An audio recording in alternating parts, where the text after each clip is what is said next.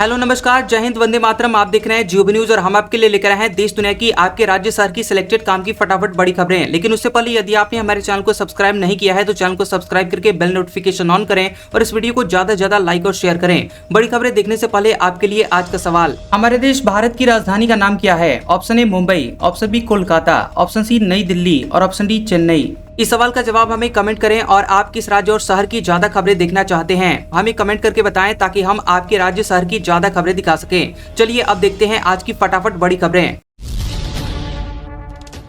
Delhi NCR में पटाखा ban, राज्य बोले बच्चों को दिवाली मनाने दें, 2 घंटे ग्रीन पटाखे फोड़ने की परमिशन दी जाए। सुप्रीम कोर्ट ने फैसला रखा सुरक्षित।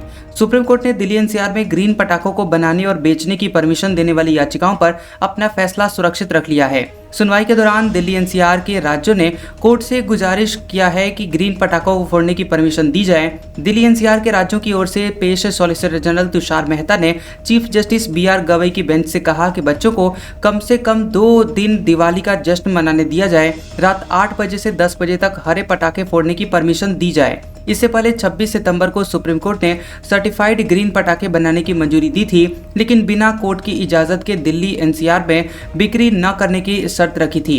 दिल्ली एनसीआर में दिल्ली और उत्तर प्रदेश, राजस्थान, हरियाणा के 16 जिले आते हैं। हरियाणा IPS स्वाइट केस में परिवार की सुरक्षा बढ़ाई गई। 15 अफसरों पर FIR के बाद SIT बनी। DGP कपूर की छुट्टी तय, 3 अधिकारी दौड़ में। हरियाणा के सीनियर IPS अफसर वाई पूरन कुमार के स्वाइट केस में चीफ सेक्रेटरी अनुराग रस्तोगी, DGP शत्रुजीत कपूर और रोहतक SP नरेंद्र बिजारनिया समेत 15 अफसरों पर FIR दर्ज कर ली गई है। चंडीगढ़ पुलिस की ओर से स्वाइट नोट को आधार बनाते हुए सेक्टर 11 थाने में 156 नंबर FIR भारत न्याय संहिता BNS की धारा 108, 3(5) और SC/ST एक्ट की धारा 3(1)R के तहत दर्ज की गई है। हरियाणा के इतिहास में यह पहली बार है जब किसी मामले में चीफ सेक्रेटरी और DGP समेत 14 पुलिस और प्रशासनिक अधिकारियों पर मामला दर्ज हुआ है। चंडीगढ़ पुलिस ने जांच के लिए IG पुष्पेंद्र कुमार की अध्यक्षता में 6 सदस्यीय SIT बना दी है। जुबिन गर्ग मौत केस में सिंगर के 2 सिक्योरिटी ऑफिसर अरेस्ट हुए। 17 दिन बाद भी असम सरकार दूसरी पोस्टमार्टम रिपोर्ट नहीं दिखा रही। असम के मशहूर सिंगर जुबिन गर्ग की संदिग्ध मौत मामले में उनके 2 पर्सनल सिक्योरिटी ऑफिसर PSO को स्पेशल इन्वेस्टिगेशन टीम SIT ने गिरफ्तार कर लिया है। दोनों का नाम नरेश्वर बोरा और परेश वैश्य हैं, जो कि लंबे समय से जुबिन गर्ग के सिक्योरिटी ऑफिसर थे। पुलिस ने दोनों को उनके बैंक अकाउंट से पिछले 4-5 सालों के दौरान 1 करोड़ से ज्यादा के लेनदेन के मामले में गिरफ्तार किया है और इनमें से 70 लाख बोरा और 40 लाख वैश्य के खाते में आए थे। दोनों अफसरों को पहले ही सस्पेंड कर दिया गया था। सबरीमाला गोल्ड चोरी मामले में केस दर्ज करने का आदेश, केरल हाईकोर्ट बोला सोने की हेराफेरी हुई। SIT 6 हफ्ते में जांच रिपोर्ट पेश करेगी। केरल हाईकोर्ट ने कहा कि अब तक की जांच से ऐसा लग रहा है कि सबरीमाला मंदिर के गेट पर रखी गई 2 प्रतिमाओं द्वारपालक से सोने की हेराफेरी हुई है। कोर्ट ने मामले में क्रिमिनल केस दर्ज करने और स्पेशल इन्वेस्टिगेशन टीम SIT को जांच शुरू करने का निर्देश दिया है। जस्टिस राजा विजय राघवन V और जस्टिस KV राजकुमार की बेंच ने SIT को 6 हफ्ते के भीतर जांच रिपोर्ट पेश करने और हर 2 हफ्ते में एक बार जांच की स्टेटस रिपोर्ट पेश करने का भी निर्देश दिया है। कोर्ट ने कहा है कि जांच से जुड़ी हुई कोई भी जानकारी लीक नहीं होनी चाहिए। CAG रिपोर्ट में खुलासा, तमिलनाडु में दवा जांच में अनदेखी, कफ सिरप से बच्चों की मौत का मामला। सुप्रीम कोर्ट ने CBI जांच की मांग खारिज की। तमिलनाडु में बने कफ सिरप से MP राजस्थान में बच्चों की मौत का मामला चर्चा में आने के बाद भारत के महालेखा परीक्षक CAG की 10 दिसंबर 2024 की तमिलनाडु के public health infrastructure and management of health services से जुड़ी हुई एक रिपोर्ट सामने आई है, जिसमें बताया गया कि राज्य में ड्रग इंस्पेक्शन टेस्टिंग में कमी देखी गई थी। इसके साथ ही दवा सैंपल कलेक्शन में भी कमी देखी गई थी। तमिलनाडु में 1 लाख सैंपल के टेस्टिंग का टारगेट था, लेकिन सिर्फ 66,331 टेस्ट ही किए गए थे। करूर भगदड़ मामले में सुप्रीम कोर्ट ने CBI जांच पर फैसला रखा सुरक्षित। मामले में आदेश देने पर हाई कोर्ट को फटकार भी लगाई। TVK बोली SIT बनाना गलत। सुप्रीम कोर्ट ने करूर भगदड़ मामले में CBI जांच कराने और मद्रास हाईकोर्ट के SIT बनाने के आदेश को रद्द करने की मांग वाली याचिकाओं पर फैसला सुरक्षित रख लिया है। ये याचिकाएं एक्टर विजय की पार्टी TVK और भाजपा नेता उमा आनंद ने दायर की थी। टीवीके की ओर से एडवोकेट गोपाल सुब्रमण्यम और सीए सुंदरम ने कहा कि हाईकोर्ट में याचिका केवल राजनीतिक रैलियों के लिए एसओपी यानी मानक प्रक्रिया बनाने को लेकर थी, लेकिन मद्रास हाईकोर्ट ने पहले ही दिन एसआईटी बना दी। उन्होंने कहा कि विजय को पुलिस ने सुरक्षा कारणों से स्थल से हटाया था, लेकिन कोर्ट ने इसे घटनास्थल छोड़कर भागने जैसा बताया, जो कि राजनीतिक रूप से गलत धारणा पैदा करता है। काबुल में पाकिस्तान की एयर स्ट्राइक, टीटीपी चीफ को मारने का दावा। तालिबान बोला, पाकिस्तान हमसे उलझना बंद करे वरना अमेरिका से हालात पूछ ले। बता दें कि पाकिस्तान ने अफगानिस्तान की राजधानी काबुल में तहरीके तालिबान पाकिस्तान टीटीपी के कई ठिकानों पर एयर स्ट्राइक की है। पाकिस्तानी मीडिया के मुताबिक एयरफोर्स ने टीटीपी चीफ मुफ्ती नूर वली महसूद को मारने का दावा किया है। पाकिस्तानी मीडिया रिपोर्ट्स के मुताबिक महसूद पूर्वी काबुल में बने एक ठिकाने में मौजूद था। उसकी कार और गेस्ट हाउस को निशाना बनाया गया। तालिबान सरकार के मुख्य प्रवक्ता जबीहुल्लाह मुजाहिद ने कहा कि विस्फोट में किसी के घायल होने की कोई रिपोर्ट नहीं है। ट्रंप को मांगने पर भी नोबेल पीस प्राइज नहीं मिला। वेनेजुएला में विपक्षी नेता मारिया मचाडो को अवार्ड दिया गया। 20 साल से लोकतंत्र के लिए लड़ रही हैं। वेनेजुएला की विपक्षी नेता मारिया मचाडो को शांति का नोबेल पुरस्कार इस बार मिल गया है। उन्होंने वेनेजुएला में लोकतांत्रिक अधिकारों को बढ़ावा देने और तानाशाही से लोकतंत्र की ओर शांतिपूर्ण बदलाव लाने के लिए 20 साल लगातार संघर्ष किया है। नोबेल समिति ने कहा कि आज जब दुनिया के कई हिस्सों में तानाशाही बढ़ रही है और हम लोकतंत्र कमजोर हो रहा है, ऐसे समय में मारिया मचाडो जैसे लोगों की हिम्मत उम्मीद जगाती है। समिति ने कहा कि लोकतंत्र की स्थायी शांति की शर्त है जब सत्ता हिंसा और डर के जरिए जनता को दबाने लगती है, तो ऐसे साहसी लोगों को सम्मान देना जरूरी हो जाता है। गाजा पीस प्लान के समर्थन पर पाकिस्तान में हिंसा भड़की, 2 लोगों की जान गई। अमेरिकी दूतावास तक मार्च करने की कोशिश कर रहे थे। गाजा में ट्रंप के पीस प्लान का समर्थन करने को लेकर पाकिस्तान में तनाव बढ़ गया है। कट्टरपंथी इस्लामी पार्टी तहरीके लब्बैक पाकिस्तान टीएलपी ने इसे लेकर शुक्रवार को प्रदर्शन किया। उन्होंने अमेरिकी दूतावास की तरफ मार्च करने की कोशिश की, जिसे लेकर उसकी पुलिस से झड़प हो गई और इसमें प्रदर्शनकारियों की जान गई है। 2 की संख्या में प्रदर्शनकारी की जान गई है और कई लोग घायल बताए जा रहे हैं। टीएलपी इस्लामाबाद में मार्च निकाल रही है, जिसको रोकने के लिए सरकार ने राजधानी की ओर जाने वाली प्रमुख सड़कें ब्लॉक कर रखी हैं और इस्लामाबाद व रावलपिंडी में मोबाइल इंटरनेट सेवाएं बंद कर दी गई हैं। तालिबान बोला, बगराम एयरबेस किसी को नहीं देंगे। विदेश मंत्री बोले, भारत के खिलाफ अपनी जमीन का इस्तेमाल नहीं होने देंगे। बता दें कि भारत फिर से अफगानिस्तान में अपना दूतावास शुरू करेगा। विदेश मंत्री एच शंकर ने तालिबान सरकार के विदेश मंत्री आमिर खान मुत्तकी के साथ द्विपक्षीय बैठक में इसका ऐलान किया है। उन्होंने कहा कि भारत काबुल में अपनी तकनीकी मिशन को दूतावास में बदलेगा और 2021 में तालिबान के सत्ता में आने के बाद भारत ने दूतावास बंद कर दिया था, लेकिन 1 साल बाद व्यापार, चिकित्सा सहायता और मानवीय सहायता की सुविधा के लिए एक छोटा मिशन खोला था। वहीं तालिबान के विदेश मंत्री आमिर खान मुत्तकी ने कहा कि अफगानिस्तान अपनी जमीन का इस्तेमाल भारत के खिलाफ नहीं होने देगा। म्यूचुअल फंड्स एसआईपी के जरिए निवेश पहली बार 29,000 करोड़ पार।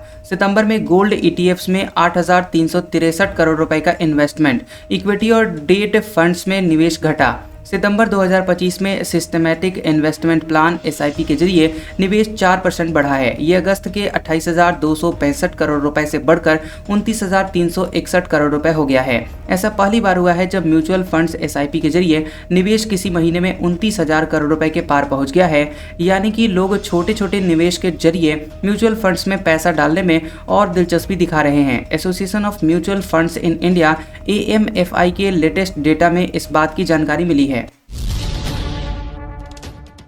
सोना 1,104 रुपए सस्ता हुआ, 1,21,000 रुपए प्रति 10 ग्राम पर आया। चांदी 1,64,000 रुपए के ऑल टाइम हाई पर। इस साल 78,483 रुपए महंगी हुई। बता दें कि सोने की कीमत में लगातार 4 दिन में 5,675 रुपए की बढ़ोतरी के बाद शुक्रवार को गिरावट देखने को मिली। India bullion and jewellers association के मुताबिक 10 ग्राम 24 कैरेट सोना 1,104 रुपए गिरकर 1,21,525 रुपए पर आ गया है। इससे पहले ये गुरुवार को 1,22,629 रुपए पर था, जो कि सोने का ऑल टाइम हाई प्राइस था। वहीं चांदी की कीमत पहली बार 1,64,000 रुपए के ऑल टाइम हाई पर पहुंच गई है। ये 4,950 रुपये बढ़कर 1,64,500 रुपये प्रति किलोग्राम पहुंच गई है। इससे पहले गुरुवार को ये 1,59,550 रुपये प्रति किलो के भाव पर थी। एक्सपर्ट्स के मुताबिक इंडस्ट्रियल डिमांड बढ़ने की वजह से चांदी की कीमत में 5वें दिन बढ़त देखने को मिल रही है। हेमकुंड साहिब लोकपाल लक्ष्मण मंदिर के कपाट बंद, 2,75,000 श्रद्धालुओं ने किए दर्शन। अमृतसर से आई खजूरी रागी श्रद्धालुओं की भीड़, अंतिम अरदास हुई। चमोली स्थित श्री हेमकुंड साहिब के कपाट शीतकाल के लिए 10 अक्टूबर को दोपहर 1 बजे बंद कर दिए गए। कपाट बंद होने की प्रक्रिया सुबह 10 बजे सुखमणि साहिब के पाठ के बाद शुरू हुई। ये प्रक्रिया 5 प्यारों की अगुवाई में संपन्न हुई और इस साल की अंतिम अरदास दोपहर 12:30 बजे पढ़ी गई। इस अवसर पर सेना के गढ़वाल स्काउट और पंजाब बैंड ने मधुर संगीत प्रस्तुत किया, जिसकी धुनें सप्त श्रृंग की उन चोटियों में गूंज उठी हैं। बता दें कि बर्फबारी के बावजूद श्रद्धालुओं में उत्साह कम नहीं हुआ। हेमकुंड साहिब गुरुद्वारा प्रबंधक कमेटी के वरिष्ठ प्रबंधक सरदार सेवा सिंह ने बताया कि कपाट बंद होने के इस पावन अवसर पर 1500 से ज्यादा श्रद्धालुओं ने हेमकुंड साहिब में मत्था टेका। देश की सबसे अमीर महिला बनी सावित्री जिंदल, फोर्ब्स इंडिया की सूची जारी। अंबानी अडानी के बाद तीसरा नंबर। 6 महीने में $4.1 बिलियन बढ़ी संपत्ति। फोर्ब्स इंडिया की रिच लिस्ट 2025 में हरियाणा की हिसार की विधायक और ओपी जिंदल समूह की प्रमुख सावित्री जिंदल भारत की सबसे अमीर महिला बन गई हैं। $39.6 बिलियन की कुल संपत्ति के साथ उन्होंने मुकेश अंबानी और गौतम अडानी के बाद भारत के सबसे धनी लोगों में तीसरा स्थान हासिल किया है। बता दें कि 9 अक्टूबर को ये लिस्ट जारी हुई। अब दुनिया के सबसे अमीर लोगों में सावित्री जिंदल का 48वां स्थान है। इससे पहले अप्रैल में फोर्ब्स बिलियनियर मानक के मुताबिक जिनकी कुल संपत्ति कम से कम $1 बिलियन अमेरिकी डॉलर यानी 8,300 करोड़ रुपए या फिर उससे अधिक हो, उनकी लिस्ट 2025 में सामने आ गई थी और उस समय सावित्री जिंदल की कुल संपत्ति $35.5 बिलियन थी। यानी 6 महीने में सावित्री जिंदल की संपत्ति $4.1 बिलियन बढ़ गई है, जो कि भारत के 100 सबसे अमीर लोगों की नेटवर्थ 9% गिरकर $1 ट्रिलियन यानी करीब 88 लाख करोड़ रुपए रह गई है। 15 अक्टूबर से खुलेगा जिम कार्बेट पार्क के 2 जोन। 15 नवंबर से कर सकेंगे रात्रि विश्राम। होटल संचालकों में उत्साह। जिम कार्बेट नेशनल पार्क घूमने आने वाले सैलानियों के लिए 15 अक्टूबर से बिजरानी और जरगिया जोन खोल दिए गए हैं और यहां मानसून के बाद पार्क प्रशासन ने तैयारियां शुरू कर दी थी।